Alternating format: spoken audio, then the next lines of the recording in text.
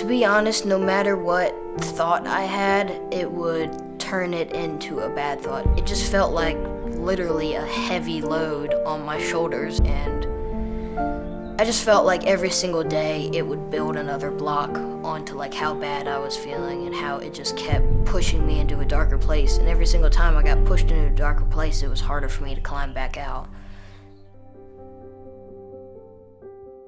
Andrew, as a child, was, from the moment he was born, he was an old soul. You would look at him and he just looked like a very small 40-year-old man. Very happy child. Yes. As you said, old soul. We didn't have to discipline. He always got it. He knew what was the right thing to do, what was the wrong thing to do. He made parenting very easy. He always had a smile on his face. He's always been very empathetic to others. He's always cared for others. He's just been the joy of my life. He's the reason I was born. We're blessed. I started noticing Andrew changing definitely during COVID, and I would notice a change in his personality the moment the mask went on his face. And he would just change. Personality, he would go numb. It looked like he went numb. Then after, with my father passing, that's when it really impacted him. This is my grandpa. I mean, this is why I look up to him so much, because he was a civil engineer in Vietnam, and he would build bridges and do the architecture behind bridges. He was my person I looked up to. He was amazing. He was the one that kind of held everybody together. And when he just randomly passed away out of nowhere, it was kind of like I went into shock. In August of 22, his cousin took his own life. That was the first time he was made aware of suicide, I guess, and really had it touch his life that closely. When he suffered a concussion in October of 2022, that's when everything came crumbling around us. After the concussion, shortly thereafter, 2 other people within our lives took their lives as well, committed suicide. It just started to feel like every single day there was something that my parents would come in and tell me that had happened, and I couldn't think of anything that was good in life.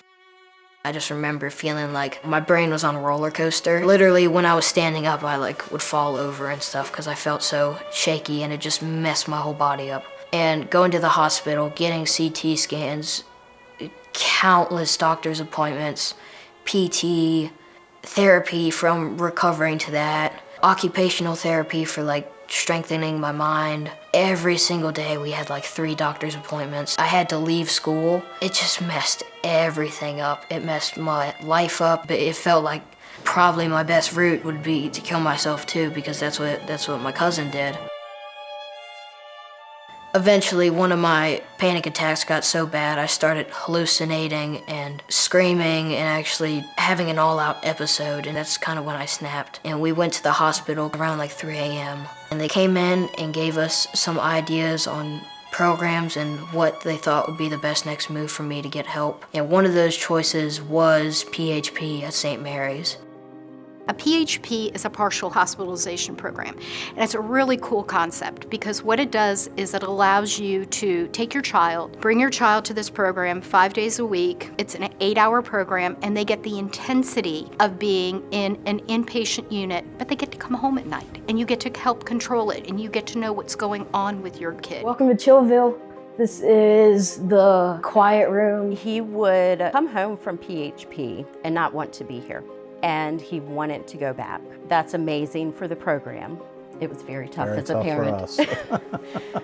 But it spoke boatloads about the program. If we don't start early, we don't have that jump start. We don't have that chance to help these kids or save these kids or get them where they need to be so they have a fighting chance to just be kids.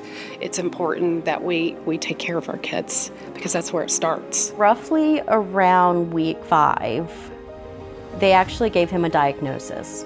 A diagnosis is wonderful almost because you're not just looking at this person and thinking they're sad and depressed. It was, this is what happened to their brain, and this is what caused him to fall apart. And within literally, I'd say a week, of that, we started to see our child come around again. So it's very interesting and exciting and rewarding to see that change even in a short amount of time, a change that you might not see as much in the adult world. What's up?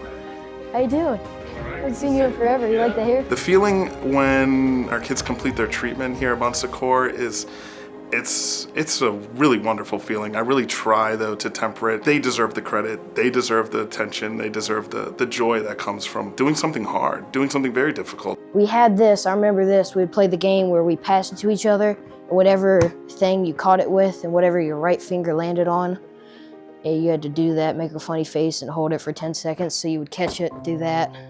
I was beyond excited to just push everything behind, be good, breathe, forget about it, and just start new.